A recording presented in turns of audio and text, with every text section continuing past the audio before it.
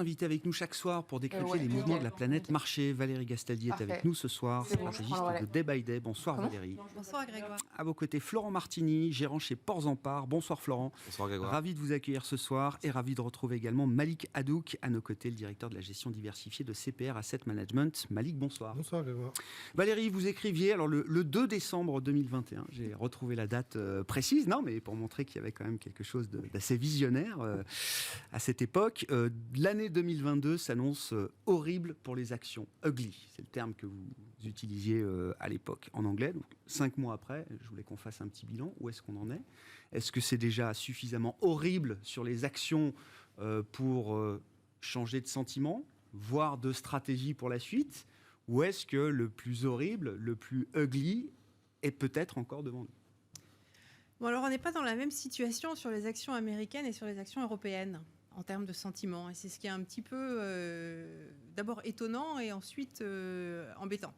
Alors, étonnant pourquoi? Parce que vous l'entendez sans doute régulièrement, pour ce qui est des perspectives économiques, avec cette guerre en Europe, eh bien, il y a beaucoup plus de problèmes, a priori, qui doivent surgir, et on a beaucoup plus de chances d'avoir un ralentissement plus marqué qu'aux États-Unis.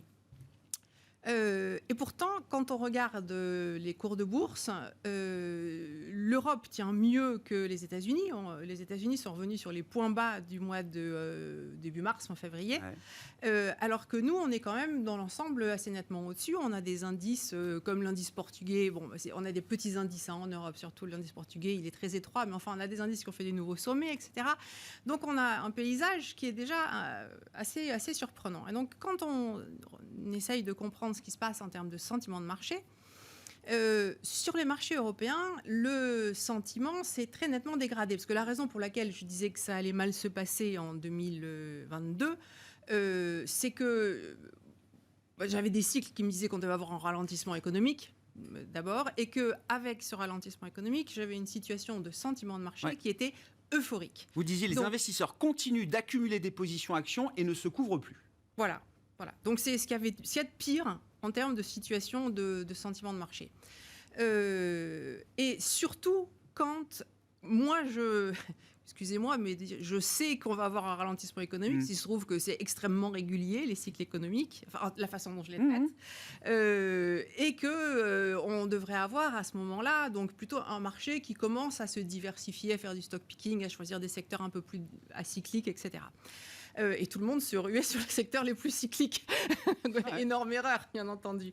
Bon, donc ça, c'était mon constat. Là, aujourd'hui, le sentiment, il s'est très nettement calmé, bien entendu. Et surtout en Europe.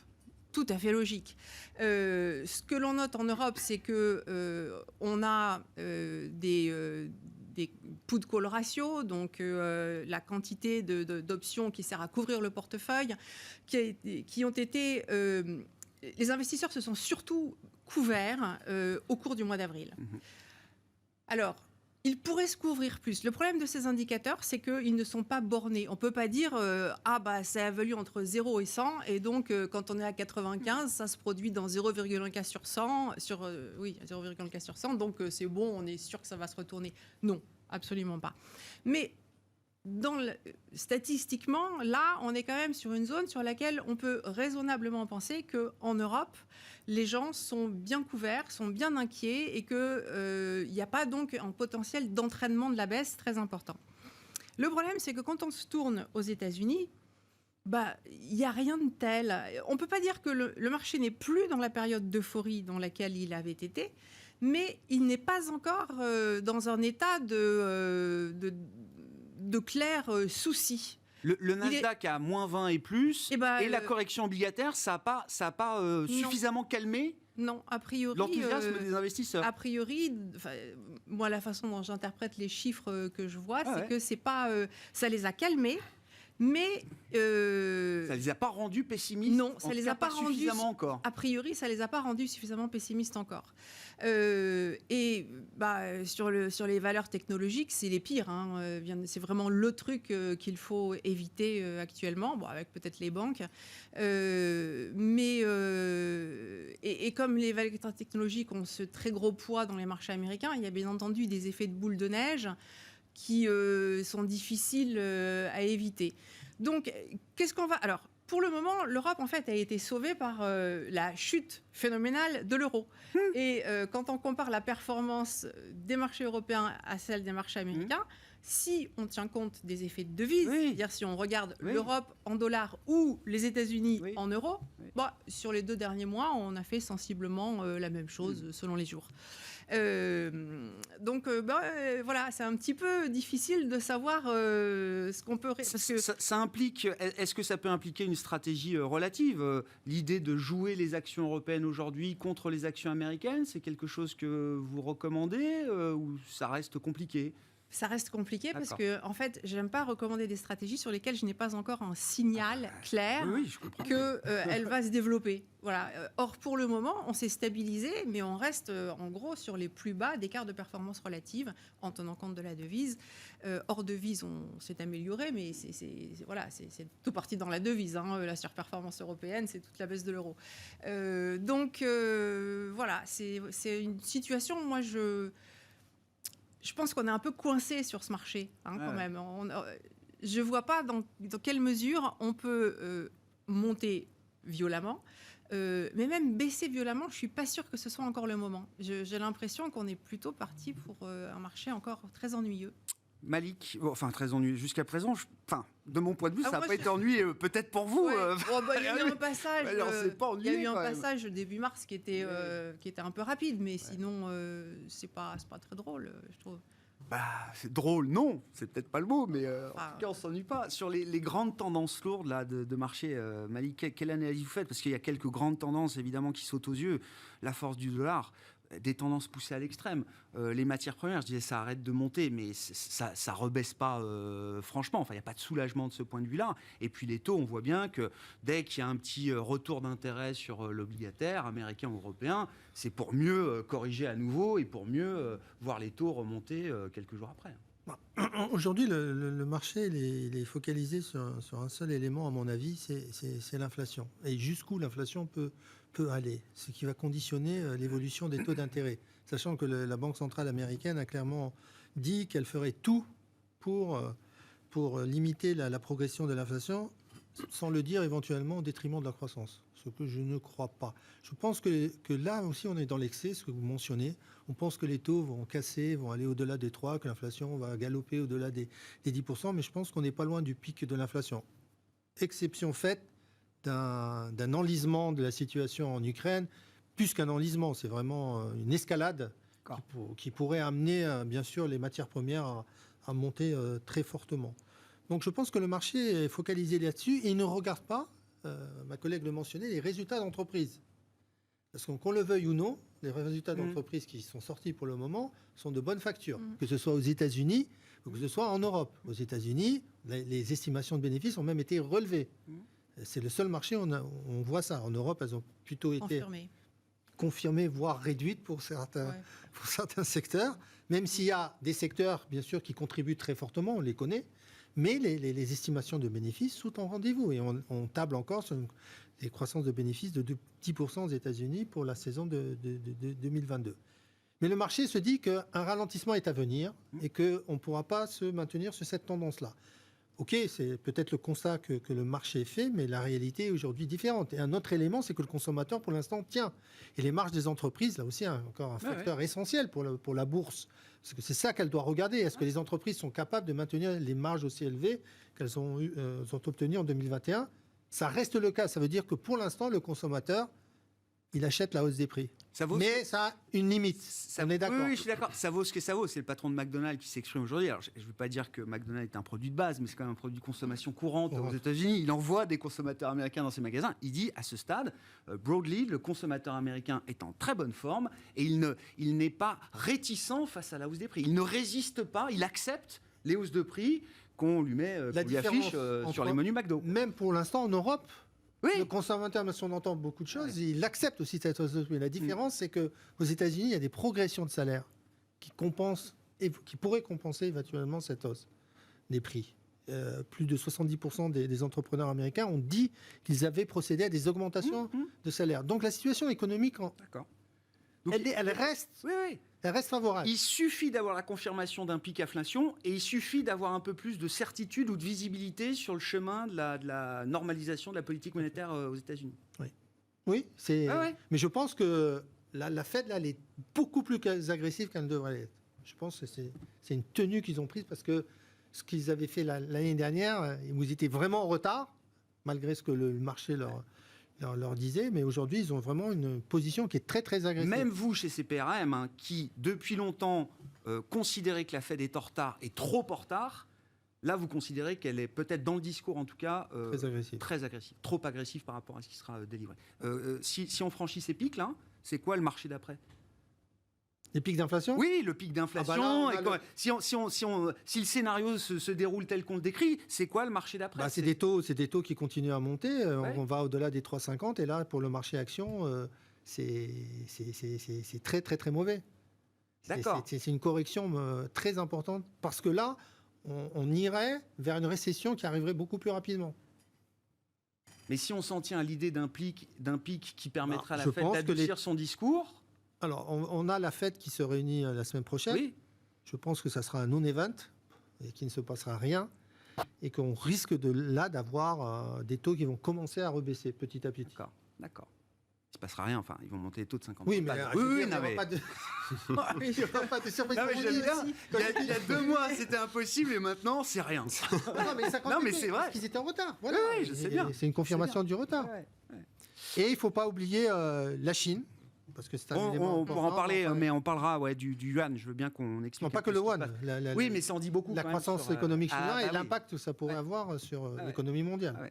Florent, sur les indicateurs de marché, alors le Nasdaq évidemment est emblématique quand même de cette correction, d'autant que c'est le premier indice qui a commencé à corriger. Le pic date de novembre 2021. On est toujours sur une baisse de plus de 20% par rapport à ce pic pour le Nasdaq. Comment vous évaluez la situation si on prend cet indice comme référence, sachant qu'on a quand même les big tech du Nasdaq en l'occurrence qui sont en train de publier. Est-ce que ces publications peuvent permettre de ramener de l'intérêt ou en tout cas d'enlever un peu de désintérêt de la part des investisseurs pour ces composantes? Alors, ce qu'on a constaté sur le Nasdaq, c'est que, effectivement, comme vous le dites, le retournement du Nasdaq, il date pas d'hier.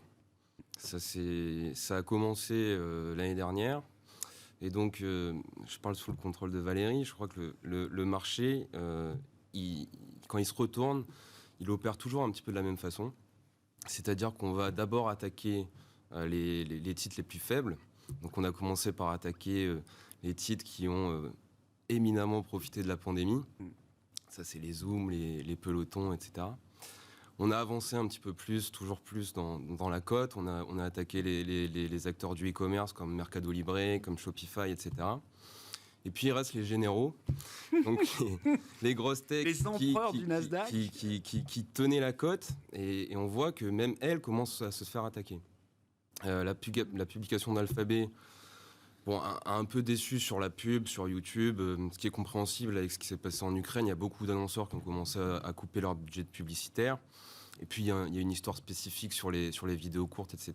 Donc, Alphabet commence à se faire attaquer. Nvidia, qui était un titre leader, a commencé à casser des niveaux très importants. Et les deux généraux qui restent, c'est Tesla et Apple. Et alors, Tesla commence à se faire attaquer. Bon, on prend comme motif l'histoire sur Twitter, que ça va le distraire, etc. J'y crois moyen, je crois que c'est juste un prétexte.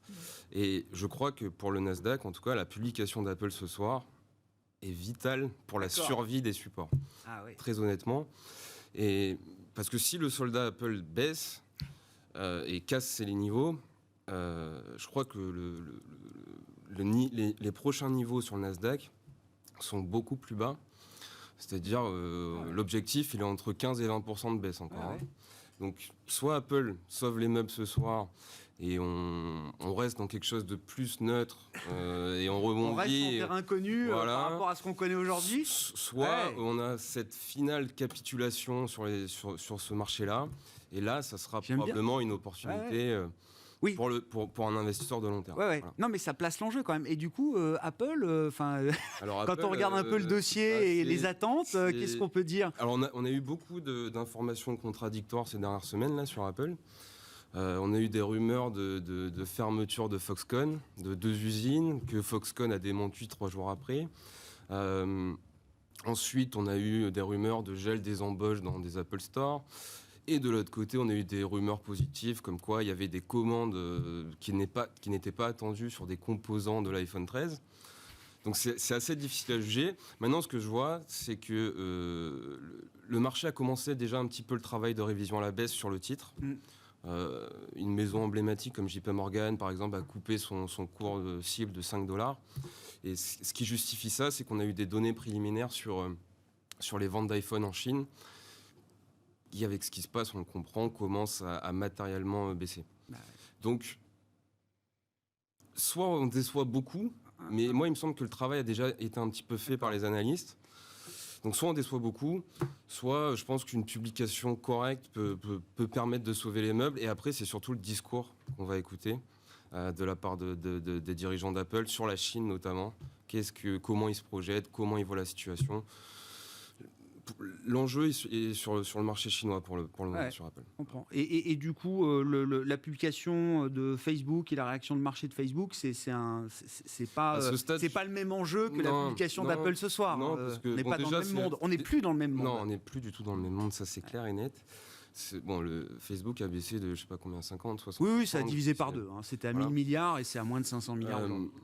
La réaction de marché aujourd'hui, elle est emblématique d'un rachat de short. La publication de Meta est vraiment pas terrible. Bon, ils ont gagné, je crois qu'ils ont surpris sur le nombre d'abonnés, ils ont sorti 10 millions d'abonnés supplémentaires. En revanche, sur le chiffre d'affaires, c'est 1 milliard de moins que ce qui était attendu. Donc voilà. Pour l'instant, c'est vraiment du rachat de short. Il y a PayPal aussi qui a publié hier soir. PayPal quand même remet en doute sa guidance de long terme. Ce qu'ils avaient prévu dans un CMD il y a 6 mois, en disant on a peut-être trop extrapolé les choses, etc. Et le titre, il était en petite hausse tout à l'heure. Donc c'est plutôt des mouvements de rachat de short. Ouais, ça c'est le pire, parce que le long terme pour ces boîtes-là, on actualise quand même le long terme. Donc effectivement, ça c'est pas un trimestre qui compte, mais c'est ce genre d'indication. C'est ce que vous disiez, Valérie. Enfin, vous disiez aujourd'hui, faut toujours pas avoir de tech. Enfin, c'est pas le moment de se repondérer sur ce groupe de valeurs là. Oui, j'aime bien la façon dont Florent a présenté les choses. Et moi, je pense que il faut attendre qu'Apple ait pris un petit coup dans l'aile. Et mal publié. Non, la publication, non, ça peu importe, on s'en fiche, c'est la réaction. Non, oui, c'est ça. Il Quand faut je dis mal attendre publié, c'est avec une réaction négative. Voilà, qu'il y ait une belle réaction négative pour acheter. D'accord. Parce que justement, quand on est dans ces... Enfin, moi, j'ai une règle. Et je trouve que Microsoft est bien aussi. Moi, j'aurais mis Microsoft à la même enseigne qu'Apple, plus que Tesla. C'est sous des moyennes mobiles de 100 jours. Microsoft ? Ouais, c'est juste en dessous, là. Bon, on ne fait pas tellement attention aux moyennes mobiles. Non, mais elle tient quand même bien. Elle est moins dynamique, etc. Mais c'est une valeur dividende maintenant, Microsoft. Plus haut. Oui, oui, mais c'est stable. Ça amène de la stabilité, donc, bien sûr. En fait, quand on est dans un phénomène où le retournement a mis du temps à se construire, comme ça a été expliqué, le moment où les valeurs fortes donnent des signaux de vente, c'est le moment où il faut acheter. Exactement. C'est là qu'on se dit que le marché capitule. Voilà, c'est la capitulation. Donc, quand L'Oréal donne un signal de vente, ou quand Apple ou Microsoft donnent un signal de vente, ou Coca, mais Coca, ça va être très difficile. On n'est pas là. Non, c'est pas. Ouais. Non, pour le moment, le problème, il est quand même localisé sur quelques secteurs sur le marché américain. Si on prend le marché des devises, Malik, je sais pas, il y a des phénomènes. Alors, les tendances là aussi sont pas nouvelles. Le dollar monte déjà depuis plusieurs mois et plusieurs trimestres. Il n'y a pas de doute là-dessus. Mais après avoir déjà rallié beaucoup ces derniers temps, on voit des phénomènes d'accélération, des mouvements de 1-2% par jour sur des devises majeures. Et on pourra parler plus spécifiquement de la Chine et du yuan, qui est quand même une devise sous contrôle, qui perd 4% en 10 jours. On peut être surpris par l'accélération encore de ces mouvements. Il y a une forme d'extrême atteint, de capitulation, je ne sais pas, sur ce marché des devises, là. Le dollar, très honnêtement, il s'est apprécié là, dans les 4 derniers jours de plus de 3%. C'est bien sûr l'incertitude géopolitique qui joue son rôle de valeur refuge, mais c'est aussi les déclarations des membres de la Fed sur l'accélération de la hausse des taux qui favorise en fait l'investissement sur le dollar à l'heure actuelle. Donc c'est le dollar qui est fort, c'est les autres devises qui sont faibles. Par exemple, non mais c'est intéressant parce qu'on constate aussi que la BCE ne cesse de monter le niveau d'agressivité de son discours pour essayer de ne pas décrocher de la réserve fédérale. Mais ça ne suffit pas. Oui, l'euro n'arrête pas de se cracher. La Fed est beaucoup plus agressive que l'est la Banque Centrale Européenne. Et la Banque Centrale Européenne ne l'a fait que récemment avec des discours aussi des fois contradictoires, en disant que l'inflation est peut-être menaçante, mais on a un problème aussi, ce qui a été évoqué, de croissance. Et donc on ne va pas commettre l'erreur qui a été faite il y a quelques années. Je ne voudrais pas le nom de la personne. Si. Juillet non, mais à chaque fois, en plus, c'est au mois de juillet. C'est pour ça que la réunion du mois de juillet, 21 juillet pour la BCE, visiblement, chaque fois qu'ils ont monté les taux en 2011 et 2008, c'était en juillet. C'est en juillet. Donc c'est cet environnement-là que le marché intègre. Et la croissance américaine reste pour l'instant solide, même malgré le fait qu'aujourd'hui on ait eu un chiffre un petit peu décevant, mais où le consommateur reste quand même présent et qui augure d'un rebond, en tout cas d'une stabilisation de cette... C'est pas le début d'une récession aux États-Unis. Non, pas tout de suite. Pour l'instant, pas maintenant. Pas tout de suite. Et on a subi aussi des forts mouvements malgré la poursuite de la hausse des taux. La hausse des matières premières sur les devises matières premières qui ont fortement baissé aussi également. Oui, bien sûr. Ouais. Je citerai juste le Real brésilien. Ouais, sur une semaine, il s'est craché totalement. Qui avait été un performeur exceptionnel depuis les débuts de l'année et qui s'est craché, comme vous le mentionnez, cette semaine, ou le peso mexicain, alors que ce sont des valeurs qui sont des devises qui sont très liées à l'évolution des prix des matières premières, mais qui là sont touchées de plein fouet par l'anticipation de hausse plus avérée des taux américains. Ouais. Et donc là, c'est même histoire. Tant qu'on n'a pas la certitude d'un pic inflation des États-Unis et donc d'un pic hawkishness de la Fed, le long dollar, ça reste un one-way trade pour l'instant ou est-ce qu'on peut prendre un peu de distance? Enfin, là, c'est extrême quand même. On pourrait prendre un distance si la situation, je vous dis, géopolitique s'améliorait. On aurait un retour de la... Là, c'est vraiment la version au risque qui joue en faveur du dollar. Mais un retour sur les actions, un retour technique, par exemple, momentané sur les actions, parce qu'on considère que la correction a été trop forte, je suis certain entraînerait une revalorisation de l'euro et des autres devises par rapport au dollar. Ouais, tout ça est assez... Mais par l'instant, la situation est tellement incertaine que c'est le dollar qui... Et puis, la décision de la Banque du Japon, ce matin aussi, de tout faire pour maintenir les taux longs des 10 ans. Ah oui. Ça... Easing. Ah, oui, toujours. Ça joue aussi en faveur du dollar. Oui, parce que le yen avait souvent joué son rôle de valeur refuge dans des situations d'incertitude très marquées. Oui. Et la décision de la Banque du Japon, là, donne un... Pas dans un monde inflationniste. Pardon ? Pas dans un monde inflationniste. Le yen pas dans son statut, va perdre... Mais l'inflation au Japon est en train aussi de progresser. Hein. Oui, c'est un peu moins... Ils ont de la marge, a priori. Ils ont de la marge, mais avec la dévaluation du yen, cette marge... Ils peuvent voir 2%. On peut voir 2% d'inflation. Tout à fait. Ouais. Comment vous regardez ces mouvements de devises? Encore une fois, moi, ce qui me frappe, alors il y a les niveaux, bien sûr, atteints, et puis la vitesse à laquelle ça se développe sur des devises majeures. Moi, ce qui m'embête, c'est qu'il n'y a rien qui se passe sur les obligations. Le marché obligataire s'est complètement calmé. En fait, quand la Fed a parlé, a dit que pouvait passer à 75 bips, etc. Donc on a quasiment vu 3% sur le 10 ans et vous dites depuis en fait ça s'est calmé. Puis après ça s'est arrêté. Bon. Pour d'autres raisons, c'était la situation géopolitique qui a entraîné un... quand vous avez un week-end, on vous parle de guerre nucléaire ou de... Oui, mais on nous en a déjà parlé potentiellement de guerre nucléaire. Là, c'était la première fois que c'était affirmé de façon... oui, alors ok. Moi, j'ai pas trouvé que la situation géopolitique s'était particulièrement détériorée par rapport à ce qu'on avait connu. Donc, peut-être mal estimé ça, effectivement. Mais en tout cas, il y a un désaccord actuellement entre ce qu'on voit sur le marché obligataire et ce qu'on voit sur le dollar, parce qu'il n'y a absolument aucun accompagnement. Et que quand Alors moi, ça me choque pas de pas avoir de la théorie macroéconomique confirmée. Ça arrive très souvent. Mais quand on a un mouvement d'une telle violence, que ça ne soit pas confirmé par le marché obligataire, là, c'est quand même un petit peu gênant. Quand c'est en fait, la non-confirmation, c'est en général des choses qui se font où les élasticités varient. Et donc, on a des chemins qui s'écartent et qui font qu'on ne confirme pas les corrélations, mais c'est plutôt lent et graduel. Là, c'est flagrant et c'est puissant. Donc, il y a un truc qui sur un horizon de temps assez court quand même, Valérie, parce que la partie courte, le 2 ans, c'est quand même craché de manière spectaculaire. Oui, c'est ça, d'accord. On est d'accord, oui. Mais c'est quand même le moment où justement ça s'est accéléré sur le dollar. Donc on est un petit peu là, on est sur un qui tout double. De toute façon, techniquement, on est aussi sur un qui tout double. On a été dans une zone de congestion pendant 6 ans.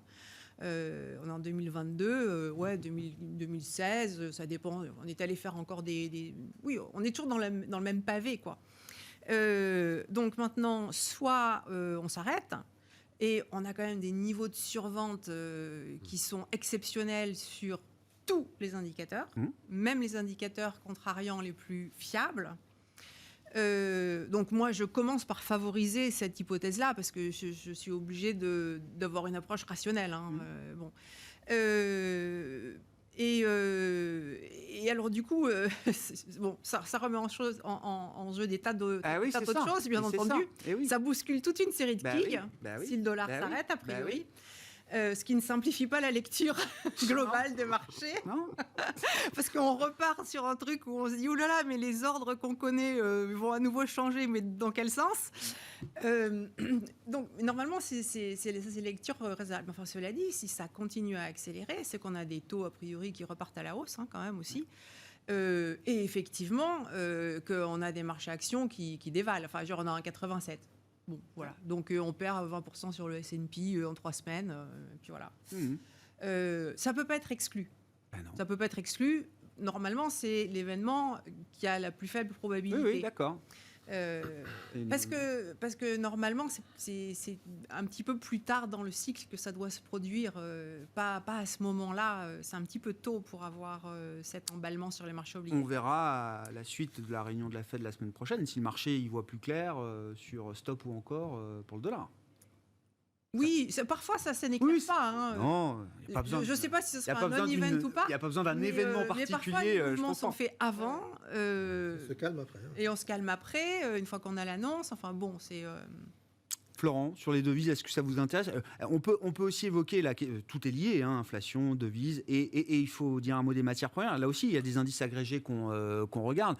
Il n'y a plus d'accélération à la hausse. Mais bon, voilà, les cours du pétrole restent quand même bien au-dessus de $100, etc. On reste quand même sur des niveaux de prix qui sont très fermes. Oui, après, ce qui a stoppé la hausse, c'est les craintes de récession, c'est clair, c'est clair et net. Maintenant, la Chine, on a beaucoup parlé de la Chine ces derniers jours, effectivement, avec une croissance qui sera peut-être plus à 3,5 qu'à 5,5. Et puis, il y a eu les publications des grandes stars des matières premières, du style Rio Tinto, anglo-américaine, qui étaient sur des tendances très très fortes et qui ont déçu sur leur publication un petit peu, notamment sur les perspectives, avec un message assez prudent sur les perspectives. Donc nous, sur les matières premières, vu qu'on ne sait pas si ça va continuer ou si ça va s'arrêter, on est clairement plus sélectif. Ce qu'on regarde, c'est qu'on essaye d'aller chercher des histoires spécifiques de self-help, du style, nous une valeur qu'on aime bien, c'est une valeur norvégienne qui s'appelle Norsk Hydro, qui est spécialiste de l'aluminium. Et là, si vous voulez, l'aluminium, c'est un matériau qui est indispensable dans plein de tendances majeures, la transition énergétique, l'électrification du parc automobile et d'autres tendances que j'oublie. Et en plus, c'est une valeur, si vous voulez, qui est en plein dans la tendance du moment parce que c'est dans la tendance de l'économie circulaire. Ouais, je comprends. C'est une valeur qui a pour objectif, dans quelques années, à recycler 100% de sa production d'aluminium. Ouais. Donc, mais ça veut dire qu'on achète moins aveuglément le compartiment oil and gas, basic resources, matières premières en général. On va plutôt aller chercher vraiment des histoires spécifiques. Et vu que les matières premières, c'est quelque chose qui est indispensable, notamment dans une thématique très forte qui est la transition énergétique, il y a des idées, mais on est plus spécifique et on fait plus attention. Tiens, à propos de transition énergétique, la bourse dit au revoir à Albioma. Oui. Ça fait quand même un véhicule de moins dans lequel on peut investir quand Oui. on est sur les marchés cotés, en tout cas. Ouais, Donc, ils préfèrent. Ils se trouvent mieux valorisés par un acteur du private equity que par le marché boursier. C'est bien dommage. C'est bien dommage parce que je vais être très honnête, Grégoire. C'est un acteur qui est sur une thématique avec un enjeu si fort, qui est leader dans la biomasse. C'est un des leaders mondiaux de la biomasse. Voir se faire acheter par un fonds de private equity. Alors, le problème, c'est que nous, sur les marchés d'actions, on se pose toujours la question, les taux, pas les taux, l'inflation, pas l'inflation. Le private equity s'en fout de tout ça. Et donc, là, il a vu une opportunité dans une thématique qui est extrêmement porteuse et qui s'accélère. Alors, la bonne nouvelle, c'est que il y a des acteurs majeurs et des investisseurs majeurs qui s'intéressent à ce domaine-là. Donc, sur toute cette thématique de transition énergétique, et notamment les green stocks, il va probablement continuer à avoir de l'intérêt. Oui, mais enfin, on se demande si c'est un vrai intérêt ou pas. Ils le payent 50%, avec une prime de 50%, alors par rapport au cours du 7 mars avant le début de la spéculation, mais ils estiment que, et évidemment, j'imagine que leur objectif de rendement sur les années dans lesquelles ils vont contrôler le dossier, il est bien supérieur à ça. Oui, mais en réalité, voilà, c'est ce que vous dites, c'est que ce prix-là, allez, je vais faire un peu de provoque, c'est cadeau. Ouais. Ah bah oui, Voilà. oui. Enfin, je pense que si cadeau. KKR offre 50% de prime sur le prix coté, oui, je pense qu'effectivement, ils doivent se dire qu'ils font une très bonne affaire, oui. Non, c'est clair. Ouais. Et ça veut dire quoi? Ça veut dire que pourquoi le marché n'est pas capable de voir la même valeur que KKR dans un dossier comme Albioma? C'est compliqué parce que les green stocks, donc il y a eu cette problématique de bulle Ouais. il y a 1 an et demi, 2 ans. Ouais. Et donc le marché est très frileux sur ces D'accord. titres-là. D'accord. Et justement, bon, moi je trouve que c'est quand même une bonne nouvelle parce que depuis le bid de KKR, le segment est de nouveau entouré. Donc voilà, c'est plutôt positif. Et si on peut retenir quelque chose de positif de ce drame qui s'est passé en Ukraine, c'est que ça a accéléré la prise de conscience sur le besoin absolu d'aller plus vite sur la transition énergétique. Le fait qu'il y ait une urgence de sécurité énergétique en plus de l'urgence de sauver la planète, c'est une double incitation qui fait pas de mal. Oui. Non, mais oui. C'est plutôt la deuxième que la première. Malheureusement. Ouais, on fait avec ce qu'on a. Hein. Non, mais effectivement. Bon, mais ça remet de l'intérêt quand même sur ce compartiment des green stocks, enfin, dites des green stocks, mais le thème de la transition énergétique qui reste de toute façon, quoi qu'il arrive, un méga thème pour les marchés cotés, mais pour le non coté également. Hein. C'est une problématique d'infrastructure et de beaucoup de choses derrière. La Chine, est-ce qu'on panique ou pas sur la Chine, Malik? Pour le moment, non. Non, parce que les officiels, eux, ils ont l'air d'être quand même dans une situation, je ne sais pas si c'est la panique. La communication, Pékin, mais la communication des officiels a été désastreuse, en fait, parce qu'ils avaient préparé le marché à des mesures d'accompagnement, et ces mesures d'accompagnement, dans un premier temps, avaient ciblé les entreprises. Oui. Mais celui qui est le plus impacté aujourd'hui, c'est le consommateur chinois, avec les différentes mesures de restrictions qui ont été imposées. C'est le consommateur chinois, et ils ont pris conscience, enfin, qu'il fallait cibler le consommateur chinois pour lui redonner l'envie de consommer. Et donc, il faut déjà peut-être arrêter de le confiner pour ça.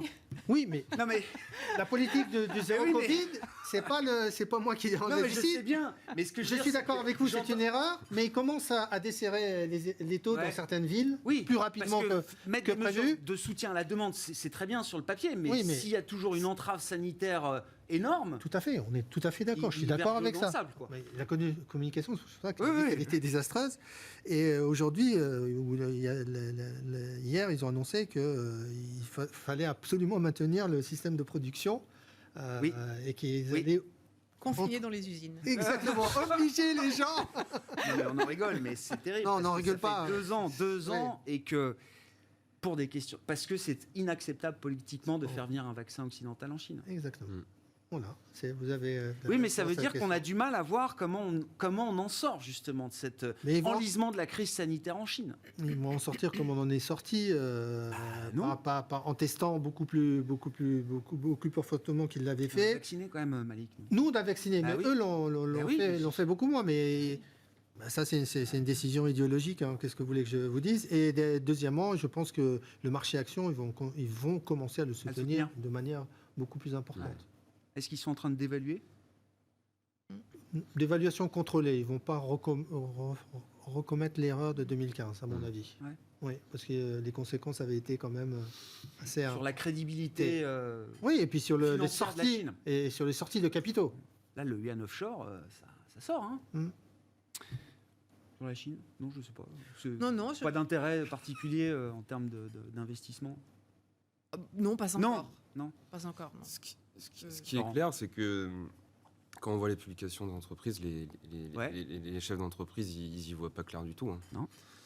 Quand on a vu les publications sur le secteur du luxe, les analystes, ils ont posé qu'une question, c'est la Chine. La Chine. Ouais. Et bon, ils peuvent jamais se projeter, hein, mais personne n'y voit clair et c'est très compliqué. Après, Pourtant, les résultats d'entreprises du luxe ont été exceptionnel. Exceptionnel.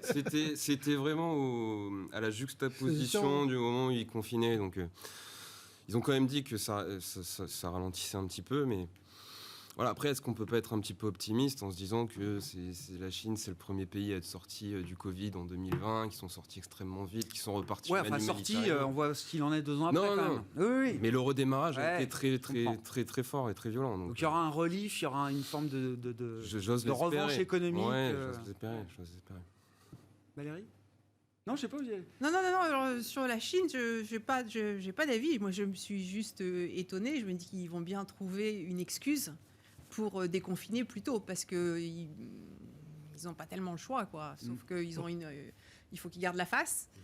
En même temps, il faut qu'ils fassent repartir l'économie. Donc, il va falloir qu'ils trouvent, je sais pas, des vaccins en marque blanche. Ouais. Non, je dis n'importe quoi là. Hein. Mais enfin, non, il faut qu'ils trouvent un truc. Et je pense qu'ils se retournent dans leur tombe parce qu'il faut que l'économie reparte avant le mois de septembre, quoi. Après, Oui, et que le plan de marche en vue du Congrès, ils y sont pas du tout pour l'instant. Oui. Ouais. Bon, on s'arrêtera là pour ce soir. Merci à vous trois. Merci d'avoir été les invités de Planète Marché. Valérie Gastaldi, stratégiste de Day by Day. Malik Hadouk, directeur de la gestion diversifiée de CPR AM. Et Florent Martini, gérant chez Ports en Part, était avec nous en plateau ce soir.